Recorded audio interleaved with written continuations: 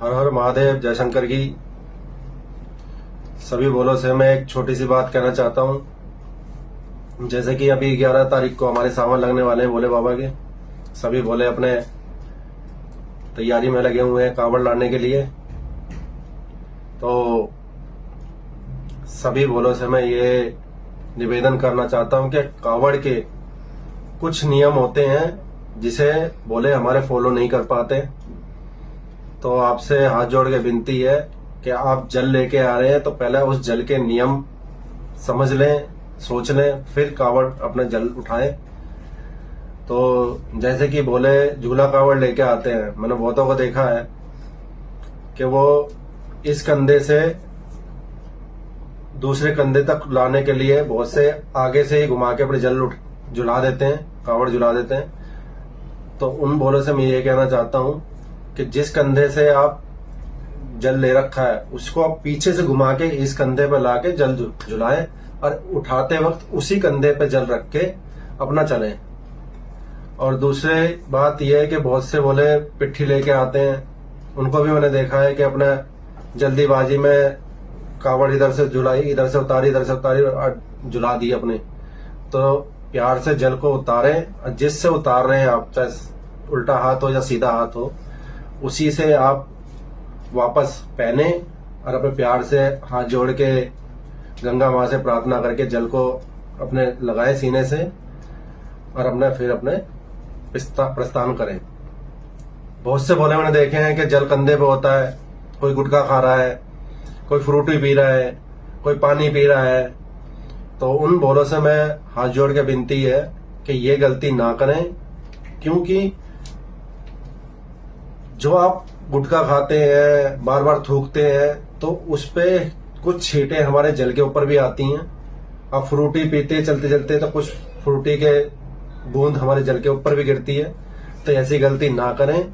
हमारे सभी रास्ते में भोलों ने बड़ी व्यवस्था करी होती है कांवड़ झुलाने की। आप झुलाएं, आराम से बैठें, चाय पानी जल जो पीना है आपको आराम से पिएं। और उसके बाद आप आराम से हाथ मुंह धो के कुल्ला करके, अगर आप अन्न ग्रहण कर रहे हैं तो आपको नहाना पड़ता है। अगर आप वॉशरूम वगैरह जा रहे हैं तो आप फिर भी नहाना पड़ता है। बहुत से क्या करते हैं, अपना 2 बूंद लिए, छींटे मारे, अपने जल उठाया चलते बने। तो जल का ये अपमान होता है हमारा। ऐसा गलती ना करें भूल के भी। और जैसे कि अब मैं देख रहा हूं कुछ सालों से कि ये कलश का बड़ा क्रेज चल रहा है। आजकल जिसे देखो वो हर कोई बंदा कलश लेके आता है। जैसे कि हमारे भोले अब लेके आ रहे हैं कुछ टाइम से। तो हम हाथ जोड़ के निवेदन करते हैं उन भोलों का कि भोले बाबा उन पे अपनी करुणा बरसाए रखें, उनकी मेहनत अपने सफल हो। प्यार से अपने जाके अपने मंदिरों पर जल अभिषेक करें, भोले उनकी यात्रा सफल करें। तो कुछ भोले मेरे ये हैं कि हर की पेड़ी से जल उठाते हैं कलश, कोई 50 लीटर, कोई 30 लीटर, कोई 51 लीटर, हर प्रकार के भोले हैं जो देखा देख दूसरे की जल उठा लेते हैं, लेकिन चलता है नहीं उनपे।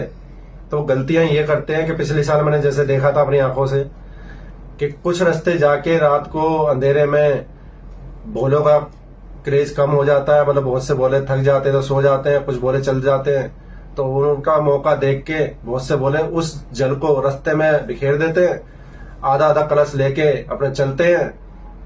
फिर आगे जाके हमारी छोटे हरिद्वार पड़ती है, वहां से उन कलश को दोबारा भरते हैं, पैक करते हैं और आगे लेके चले जाते हैं। मैंने खुद अपनी आंखों से देखा इन चीजों को। तो ऐसी गलती ना करें भोले। जितना आपसे उठता है उतना जल उठाएं।